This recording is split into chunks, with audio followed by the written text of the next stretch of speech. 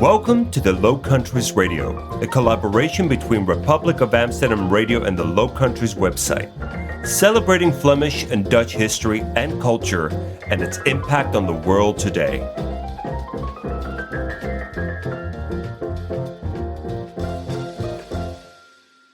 Hello and welcome to Low Countries Radio. My name is Joe Wegasani and I am here with Julian Smith. Hello. This episode has been inspired by a book called The Upside Down World, Meetings with the Dutch Masters by Benjamin Moser, which was published in October 2023 by Random House.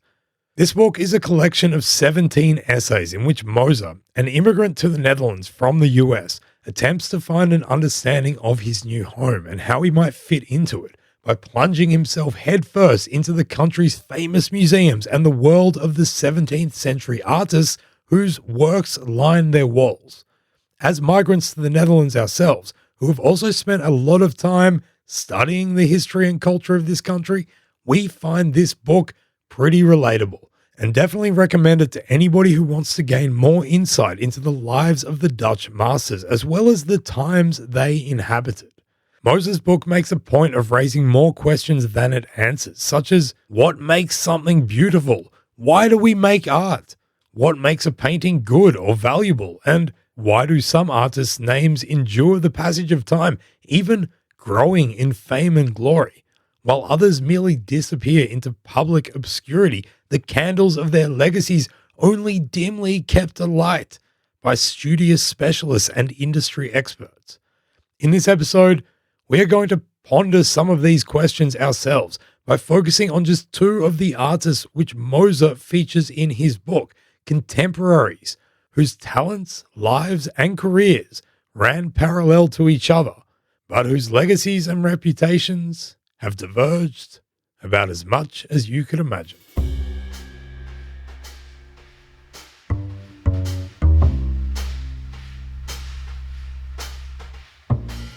If we imagine ourselves to be in Leiden around 1615, then we are in a small but bustling town. There is an old and established textile industry, as well as rapidly growing scenes in book publishing and academia, the city's university having been established 40 years prior as a reward for the town's endurance through an almost year-long siege during the Dutch revolt against the Spanish Habsburgs. Leiden is by no means the front line for growth and progress in visual art. In Holland, those places are Haarlem and Utrecht, where the Italian influence of Caravaggio has made its way into artist circles via painters like Hendrik ter Brucken. There are some well-established artists in Leiden, however. A young boy, all of 8 years old, walks alongside his father to the studio of one of them, the highly regarded Joris van Schoten. The father could not dismiss his son's affinity for drawing and painting, nor his seeming natural talent thereof. He asks Van Schoten if the boy could apprentice with him, and Van Schoten is obviously impressed enough by the lad's raw skills, because he takes him on as an apprentice, which he would remain for the next couple of years. He would then move on to Amsterdam, soon heralded as a celebrity whose abilities caught the attention of some of the most powerful people in the country, such as Constantijn Huygens, secretary to the highest Dutch nobleman, the Prince of Orange. It is widely believed that the boy, yet only 10 years old, studied with the famous Peter Lustman in Amsterdam before moving to Utrecht and then back to Leiden to work from his own studio, which was probably his parents' house because he was still only 12. His career from then would span more than 50 years, and his fame spread throughout Europe, despite having a reputation as being arrogant, stubborn, and not well taken to criticism, all of those extremely surprising attributes for an artist to have. He was married before losing his wife and remarrying, and then tragically falling into serious financial troubles before dying as a pauper, living in a cramped abode on the Rozengracht in Amsterdam.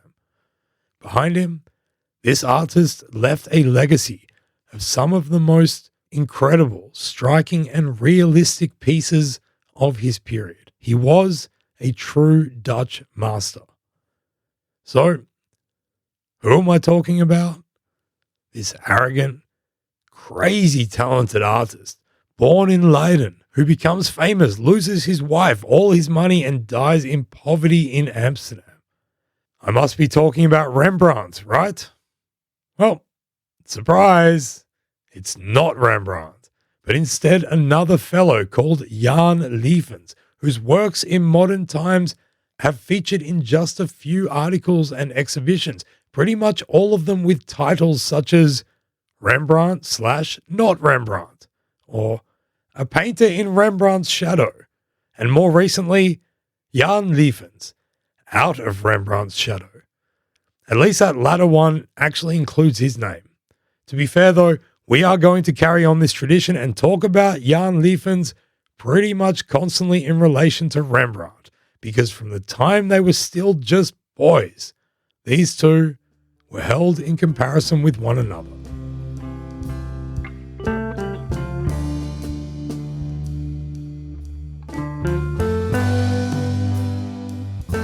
Art and its appreciation in public is a fascinating reference by which to look at how a society sees itself and the world around it. How the public consumed art has long been recognized as a fundamental aspect in the development of the 17th century Dutch Republic, during a period of prosperity that for a long time was hailed as the Golden Age. The emergence of so many talented and groundbreaking artists in the Dutch Republic over the course of a couple of centuries points to social structures that provided avenues for young artists to pursue their careers, as well as social standards that put value on certain works by certain artists. A world that favored art was a world that favored skilled artists, even identifying their talents at prodigiously young ages. Rembrandt van Rijn and Jan Lievens were born a year apart, Rembrandt in 1606, Lievens in 1607, in the same town, Leiden. As mentioned, they were pitted in a friendly but competitive relationship with each other from early on, and this would span their lives, during which they would share the aforementioned parallels with one another. One of the most influential men in the Dutch Republic, the secretary of the Prince of Orange, Constantijn Huygens, met both of them in 1628, already becoming more widely renowned for their prodigious talent. Huygens wrote about this meeting in a memoir, and his discussion of the two budding artists is widely seen as the earliest source on young Rembrandt, whose fame would eventually, albeit posthumously, far outshine that of his peer. Going by what Huygens said, Rembrandt's ascendancy was not an obvious eventuality at the time. Rather, he noted, each of them possessed supreme talent, but each had strengths and weaknesses particular to them. He also believed they were completely self-made, without benefiting from any of the mentoring they received in the first years of their careers.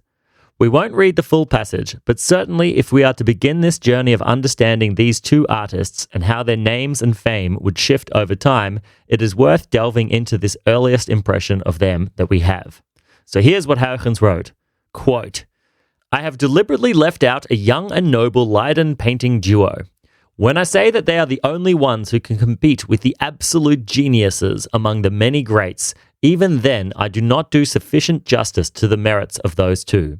And when I say that they will soon surpass those geniuses, I am only expressing the expectations that the best experts have of them based on their astonishing debut.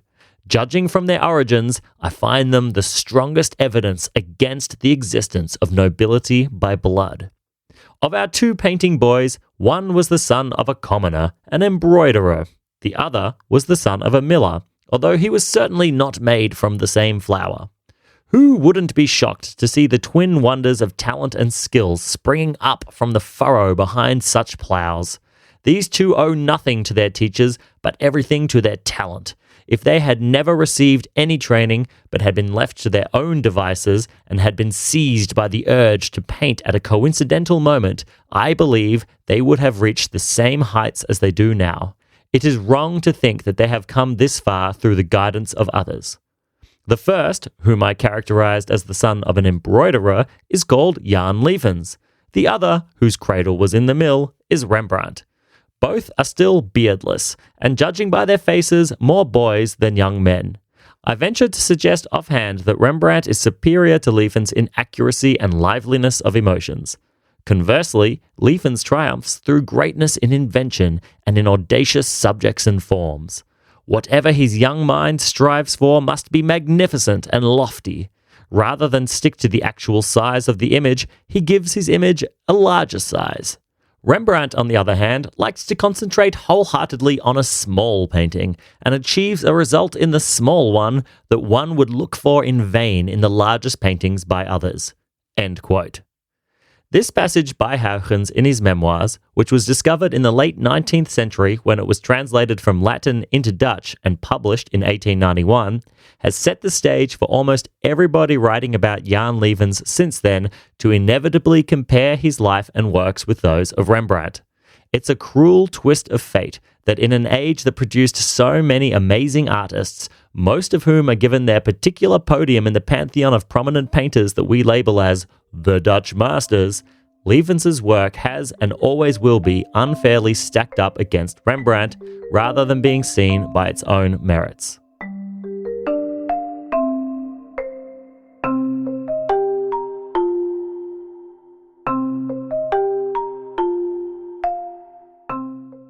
It was not always the case, however, that contemporaries held up the two artists against one another.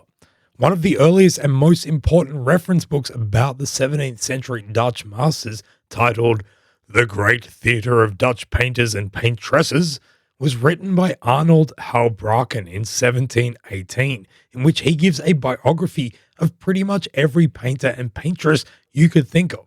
In his biography of Lievens, Houbraken makes precisely 0 mentions of Rembrandt.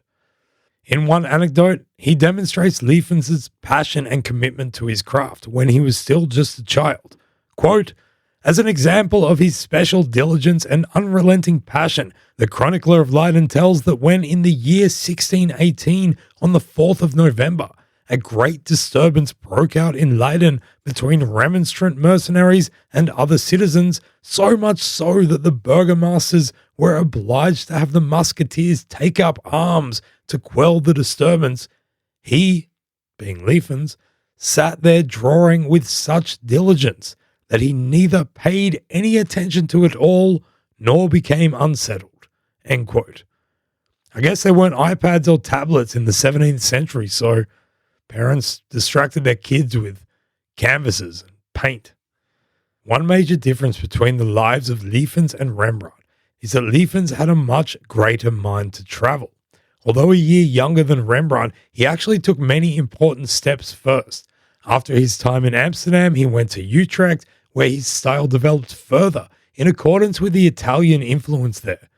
It is way beyond the scope of our knowledge or abilities to satisfactorily address all the different facets of this influence, which in turn had drawn from earlier Netherlandish artists such as Jan van Eyck. However, one important feature which both Lievens and Rembrandt became masters of is what is known as chiaroscuro, meaning light dark, a term used to express the relationships and patterns of light and shade in a painting.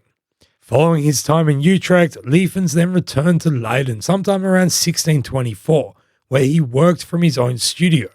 Some historians have suggested that he shared this studio with Rembrandt. Certainly, the two worked together closely in these years. British artist and writer John A. Parks said of them that, quote, "Each used the other as a model from time to time. Both painters used the same paints and sometimes ordered the same wooden panels from the same supplier to paint on." End quote. One example of this is a stunning portrait of Rembrandt by Jan Lievens, which, if you weren't told otherwise, you would almost certainly look at and go, "That's a Rembrandt." The painting shows a young Rembrandt van Rijn, full of youthful determination and self-confidence, wearing a beret, a scarf, and a silver collar, gazing out at the viewer. This painting demonstrates Lievens' able use of chiaroscuro. It is almost entirely painted in various shades of dark brown. However, Rembrandt's face is depicted in such a way that his eyes, mouth, the tip of his nose, his scarf, and the silver collar all reflect the light which is shining on him. Lievens gives texture to Rembrandt's curly hair by scraping the paint with the hard wooden tip on the back of his paintbrush. This was a technique that was then copied and later often used by Rembrandt. Lievens himself appears to be depicted in a Rembrandt painting as well, from 1624, called Three Musicians, Allegory of Hearing. This early painting by Rembrandt is one which you would probably look at and say, that's not a Rembrandt, since the heavy brush strokes and colors of this early work don't really match up with our expectations of what a Rembrandt painting should look like.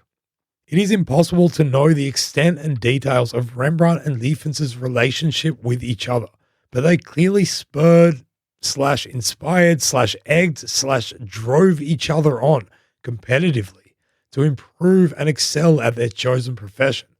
And it would actually make sense if Rembrandt felt himself on the back foot from the beginning, having started painting at a later age and not going to Amsterdam to learn from a master like Peter Lustmann until after Lievens had already done so and come back to set up his own studio.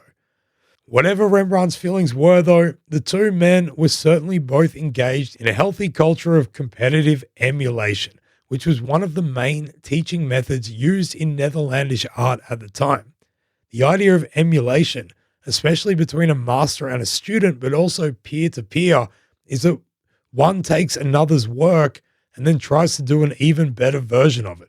This is how Peter Lustmann taught, and it's also how Rembrandt would go on to teach as well. This culture of competition seems to have ramped up between Lievens and Rembrandt following their meetings with Huygens in 1628. In the years that followed, the two artists were challenged by Huygens to depict many of the same scenes, such as the raising of Lazarus, Samson and Delilah, and Christ on the cross. Lievens was inspired by Rembrandt to do a series of etchings of old men wearing exotic clothes, such as turbans, which Rembrandt himself decided to identically copy. You can imagine these two big personalities hanging out with each other in the same little town, knowing that they are better than everybody else around them, but still always having the other's excellence to reflect themselves upon or themselves up against. One would draw something or try a different technique or idea, and the other would say, "Oh, that's nice. I'm going to do it better."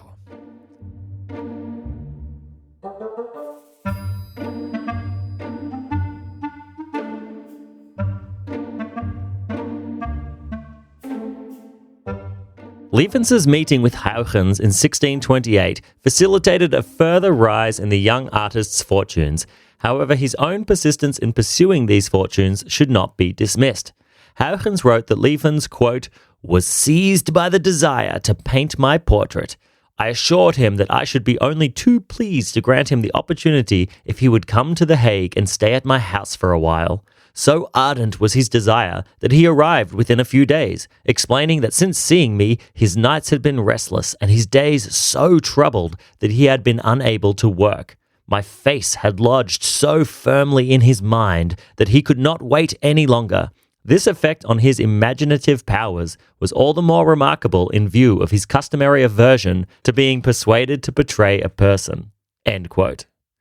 The portrait which Lievens made shows a profile view of Huygens sitting with his hands clasped in his lap, looking pensively off to the side. In this piece, Lievens demonstrated his flexibility of technique. With the Rembrandt portrait and other earlier pieces, he had utilized quick, sharp strokes, a method to which he would remain faithful throughout his career. But for this painting, he used broader strokes, achieving, in the words of John A. Parks, quote, a smoother and more sophisticated look than his Leiden paintings, end quote. Although sophisticated, showing a somber Huygens with a stern countenance, you can look at this painting and think that there's something a little bit off about it, since Huygens' head appears to be slightly too small compared to the rest of his body. Looks a little bit like an alien. Luckily, the fashion of the day for rich white blokes was for giant puffy black cloaks and white frilly collars, which go a long way to hiding his disproportionate head. The explanation for this seemingly serious error is that Huygens, in his position as secretary to the Prince of Orange, had way more important things to do than sit around letting this enthusiastic kid paint his picture, so it was done in two separate sittings. The first focused on his hands and body, the second on his face. Lievens would probably have preferred to have done it all in one sitting. However, this busy life of Huygens was no doubt the thing which made Lievens' nights so restless and days so troubled. The ambitious artist must have been fantasizing about what portraying such an influential face could do for his career. Luckily for him, Huygens loved the portrait, instantly placing it, quote, forever among my most treasured treasures, end quote. The painting of Huygens today hangs on display in room 2.8 of the Rijksmuseum in Amsterdam, right near Lievens' earlier portrait of Rembrandt. If you're ever there, go and check them out. Contemporaries criticized it, saying that Huygens' face did not capture his joyful spirit correctly. However, Huygens himself wrote, quote, "It is my own fault. At that time, I was involved in a serious and rather important family matter, and, as is the way, the worries I tried to keep to myself showed clearly in my face and eyes," end quote. Turns out Huygens had big troubles in his little head, and Lievens captured it perfectly. Due to this connection with Huygens, one of Lievens' works was soon purchased by Huygens' employer, Frederick Hendrik, the Prince of Orange. In The Great Theatre of Dutch Painters and Paintresses, Arnold Houbraken writes that it was, quote, one depicting a student amusingly got up in hat and clothes, sitting reading a book by a burning peat fire. It was life-sized and so skillfully painted that the Prince of Orange had it bought and bestowed it on the English ambassador, who in turn presented it to his king, who took great pleasure in it, end quote. And I mean, honestly, that painting sounds amazing. Who doesn't like themselves a good peat fire? Oh, I love the smell of sweet burning sphagnum. This time in The Hague gave Lievens access to expand his international opportunities, although it cannot be said that the reputation of his character was seen in the same light as his reputation as an artist. One foreign diplomat said that Lievens, quote, thinks that there is none to be compared with him in all Germany, Holland, nor the rest of the 17 provinces, end quote. While Huygens himself said that, quote, he either roundly rejects all criticism, or if he acknowledges its validity, takes it in bad spirit, end quote. So it seems that Lievens had pretty high-priced tickets on himself, and for good measure, because he was going to go far.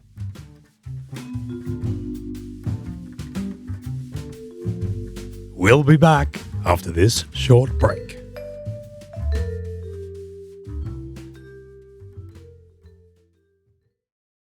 In 1631, which is widely thought to be the year that Rembrandt moved to Amsterdam for good, Lievens met the famous Flemish artist Anthony van Dyck, whose most recent appointment had been as the court painter for the Habsburgs in the Spanish Netherlands. Van Dyck arrived in The Hague working on an iconography of drawings of famous artists, in which he included Lievens. Experts have identified changes in Lievens' work from this time on, which begin to reflect this influence. Van Dyck had himself been heavily influenced by Peter Paul Rubens, the most renowned Flemish master of the time, whose own work was prominent in bright colours, bold images, and the feeling of movement. Van Dyck was soon invited to London by the King of England, Charles I, to become the court painter there, and Lievens followed him not long after, leaving in 1632 and spending the next 3 years in England. During that time, he painted a who's who of powerful royals, including, according to Houbraken, the king, the queen, their kids, and many other high lords. All of this work, however, is now lost to us. Following this, he moved to Antwerp in 1635, spending another decade there, broadening his scope, building a large corpus of landscapes, as well as religious, allegorical, and historical pieces, demonstrating his capabilities in all the different methods and influences that he had picked up on his travels, from Caravaggio to Rubens. Prime works from this period include The Visitation, which today hangs in the Louvre. By the mid-1640s, however, you won't be shocked to learn that this extremely talented artist had managed to blow his fortunes and was now broke. This led him to move back to Amsterdam in 1645, where he tapped his connections, including old mate Rembrandt, who at this point was at the peak of his powers. And soon, Lievens got to work in that city too. However, in another of those life parallels that he shared with his peer, Lievens' wife died shortly after his arrival in Amsterdam, although not long after that, he found a new wife and would carry on to have 6 children with her. This was an interesting time for what was fashionable in art in Amsterdam, and Lievens had arrived wielding his heavy Van Dykean Rubenesque style, this being one that, while still utilizing abrupt chiaroscuro, tended to show greater boldness of strokes and brighter colors. The fashion among patrons of the arts in Amsterdam's middle class was at this time shifting more in this direction, what has been called Flemish Baroque. People liked the cleaner cut, smoother images that this produced, rather than what Rembrandt was wont to produce, which might well be a canvas that, sure, had a really realistic image of a person in it, but was 2/3 black paint. 2 of Rembrandt's students, Govert Flink and Ferdinand Bol, whose early pieces starkly exhibit their teacher's influence, also picked up on this shift in fashion, as too did another contemporary artist quickly gaining his own fame, Bartholomew van der Helst. Within 10 years, they had all surpassed Rembrandt as the most in-demand artists of the city. In 1655, when Amsterdam's palatial town hall was ready to be decorated, these more fashionable artists were given the main commissions. Govert Flink had submitted an idea for 8 paintings depicting the Batavian revolt against the Romans, a classical story which had become mythologized by the Dutch during their own revolt against the powerful Empire of Spain. Flink died before he could begin painting, so the project was then divided up between different artists, with Rembrandt and Lievens both being asked to complete 1 painting each. Lievens' painting, entitled Brynio Raised on a Shield, is argued by Lloyd de Witt in his PhD entitled Evolution and Ambition in the Career of Jan Lievens to be a tribute and homage to Rembrandt, borrowing elements from him in its composition and style. The painting still hangs in the Amsterdam Town Hall, turned Royal Palace, to this day. The work which Rembrandt produced for this project, The Conspiracy of Claudius Civilis, was not very popular. It hung in the building for only 1 month before the mayors had it taken down, demanding various changes be made. Instead of complying to these demands, however, Rembrandt, being Rembrandt, cut the painting up into a more sellable segment, a quarter of its original size. It was never returned to the town hall. From 1659, Lievens ran a successful business in Amsterdam. He continued to gain international commissions, such as when he was invited to paint at the Schloss of the Brandenburg Elector in Berlin. He also moved back to The Hague for a spell to paint portraits of the powerful there once again. He was also commissioned by Johan de Witt, the Pensionary of Holland, to paint a 3-meter-tall mural of Mars on one wall of the Statenzaal in the Binnenhof in The Hague, the room where the most powerful political body in the Dutch Republic, the States of Holland, would meet. This painting, which is still there, shows Mars standing with a shield in one hand and a sword in the other, with a burning city in the background and a comet blazing through the sky. Trampled beneath one foot is a blood-stained book open on pages imprinted with the word privilegia, privileges, and under the other foot is one which says Biblia, religion. Despite these prominent works, Lievens never quite got a handle on his finances though, and by the time his old friend, colleague, competitor, and contemporary, Rembrandt, died in 1669, Lievens himself also seems to have been suffering from some kind of serious illness. He got himself into debt with an apothecary from Dordrecht, and he's only known to have completed 1 single painting in the last 5 years of his life, which suggests that he was no longer physically capable of working anymore. This, coupled with a collapse in the Dutch art market in the so-called Year of Disaster in 1672, meant that when Lievens died in Amsterdam on June 4th, 1674, he was in so much debt that his children declined to accept their inheritance.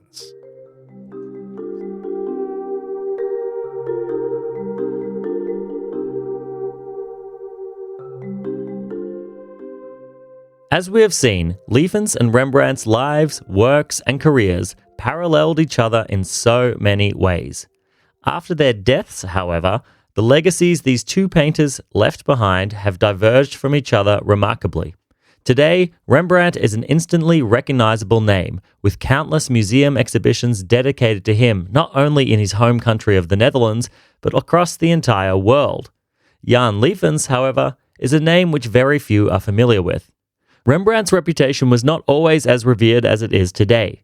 Towards the end of his life, changes in the tastes and trends in the art scene in Amsterdam and the Netherlands had caused Rembrandt to fall out of favour, surpassed by his contemporaries such as Bol, Flink, and van der Helst. As mentioned at the top of this episode, the appreciation, acceptance, or celebration of artworks provides a lens by which to view the society that produces it. The Netherlands is a composite state composed of various societies in a river delta through which people, ideas, and cultures flow and stay. The artwork produced in the Netherlands during this period encapsulated the flow and exchange of styles and ideas, and it is important to keep this in mind as we follow the fate of these two artists' legacies. There had long been an idea, particularly prominent in Italy, that art should be of a higher beauty and standard than life. In Renaissance Italy, artists, not Ninja Turtles, like Michelangelo and Raphael, had exhibited this ideal in works that could be considered perfect, such as Michelangelo's famous statues of David in Florence, Madonna in Bruges, and of course, the ceiling of the Sistine Chapel. This was completely shattered by Caravaggio, who instead showed gritty realism with his chiaroscuro and the use of commoners and prostitutes as his models for mostly religious paintings. This arrived on the European art scene during the most tumultuous period in European history up until then.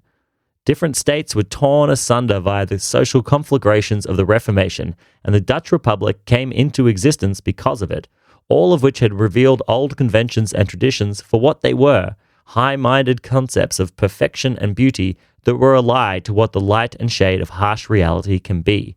As Lievens and Rembrandt came to fame, the Dutch Republic had somehow found itself perched on top of the world, controlling global commerce and trade in a way that had not been seen before. It was a radical state, and the people in it provided a market for radically new art styles, such as what Rembrandt and early Lievens brought to the table. A good example of this is a Rembrandt etching of Diana at the Bath, Diana being the Roman goddess of hunting, from 1631, the year he moved to Amsterdam. This scene has been depicted countless times throughout history, but surely few had seen the goddess like this. The etching of Diana shows an average-looking woman with a sagging gut looking over her shoulder towards the viewer. It was probably after looking at a work such as this that later, in 1681, the poet Andries Pels lambasted Rembrandt by writing, quote, "When he would paint a naked woman, as sometimes happened, he chose no Greek Venus as his model, but a washerwoman or a peat trader from a barn, naming his error truth to nature, and everything else idle decoration. Flabby breasts, wrenched hands, yes, even the marks of corset lacings on the stomach and of the stockings around the legs must all be followed, or nature was not satisfied." End quote. Rembrandt's etching was really far away from the idealized perfection you might expect from a Roman goddess. As Ben Moser writes in The Upside Down World, quote, "Following nature meant, in Rembrandt's or Caravaggio's time, the interposition, particularly into scenes that, because of their holiness or antiquity, were traditionally shown above and outside the regular world, of the dirt of daily life." End quote. While people could appreciate the quality of how dirt was painted, at the end of the day, it's still dirt. As the Dutch Republic came to a victorious conclusion in their war against the Habsburgs and reveled in suddenly becoming the wealthiest people on the planet, the interposition of dirt was no longer welcome. This is why Rembrandt's contribution to the new City Hall of Amsterdam, built literally to celebrate the country's independence, was taken down after a month. The grassroots insurgency of revolution instead ceded its position to power, material wealth, and luxury.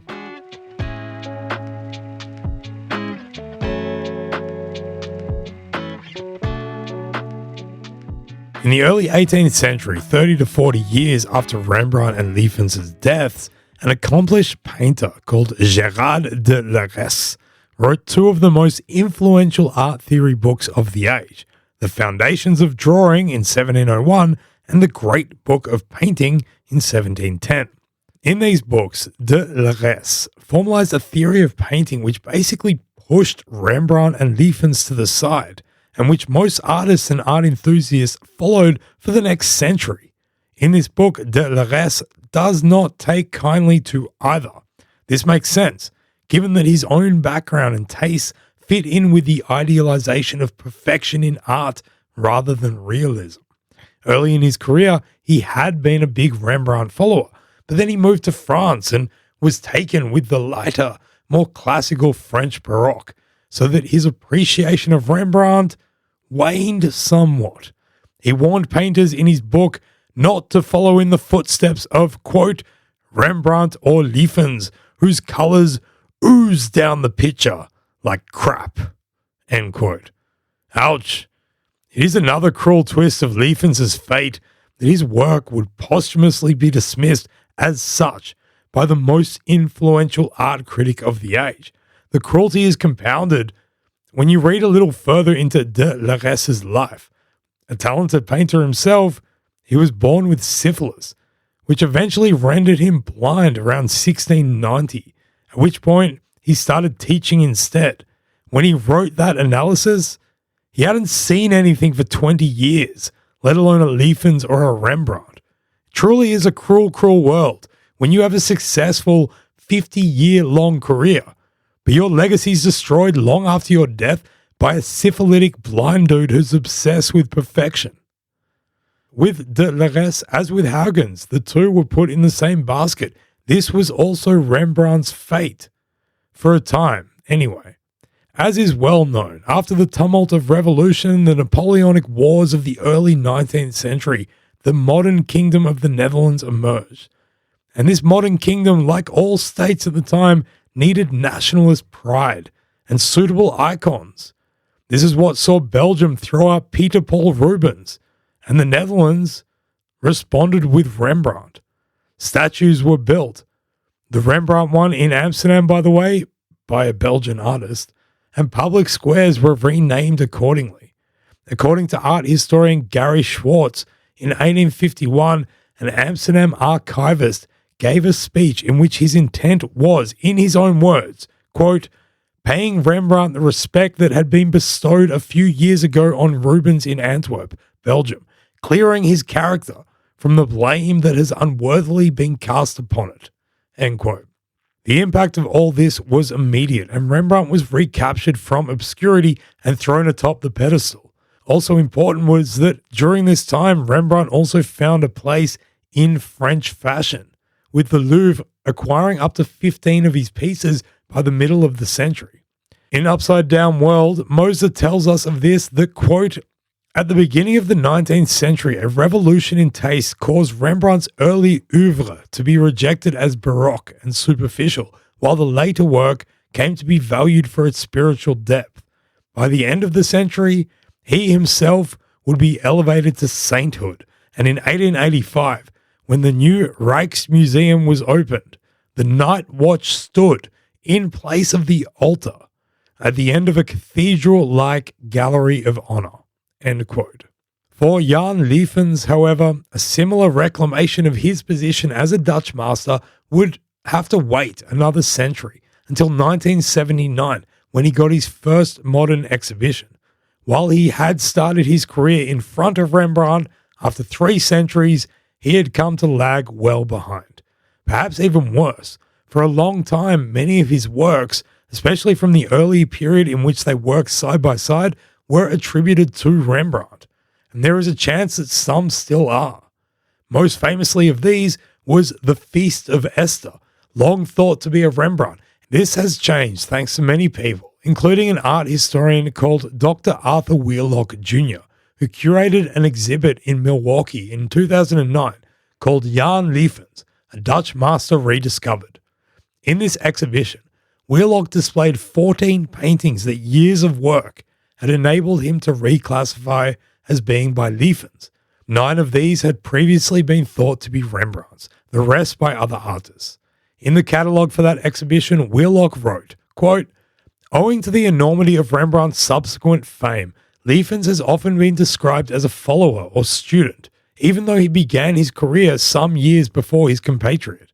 As a result, a number of Lievens' best early works were later attributed to Rembrandt, as well as to other artists, which further raised Rembrandt's standing at Lievens' expense. Fortunately, this perception has been changing in recent decades, and Lievens' early paintings are now better known, with the brashness of his vision and the boldness of his brushwork seen as rivaling Rembrandt's during the formative period of their careers." End quote.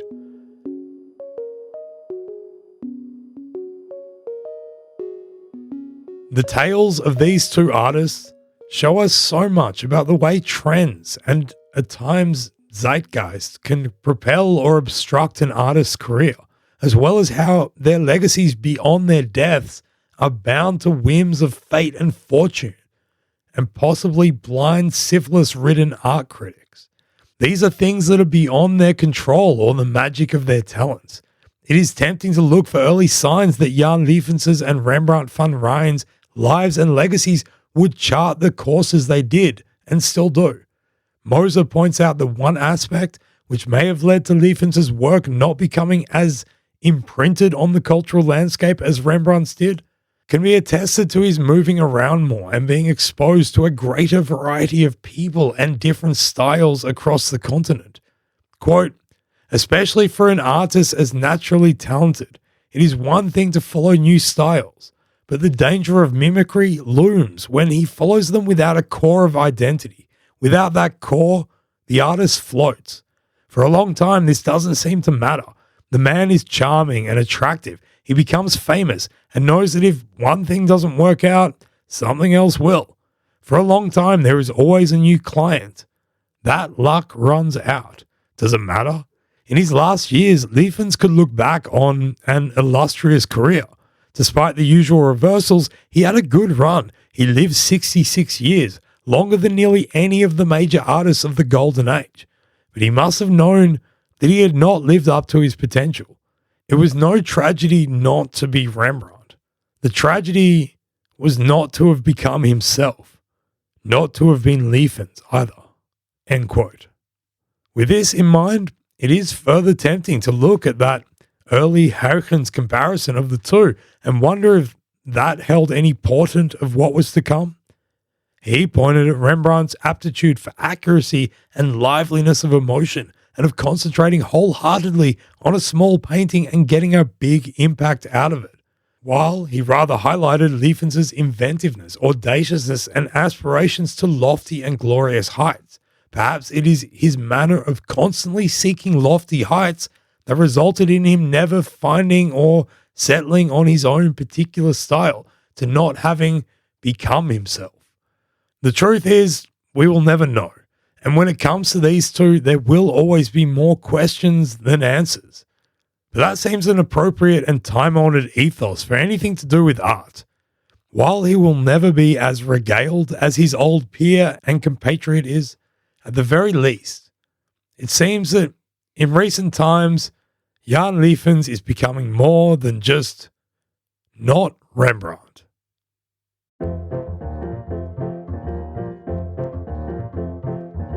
Do you want to know more about Flemish and Dutch history and culture? Visit www.the-low-countries.com. This podcast is made by Republic of Amsterdam Radio.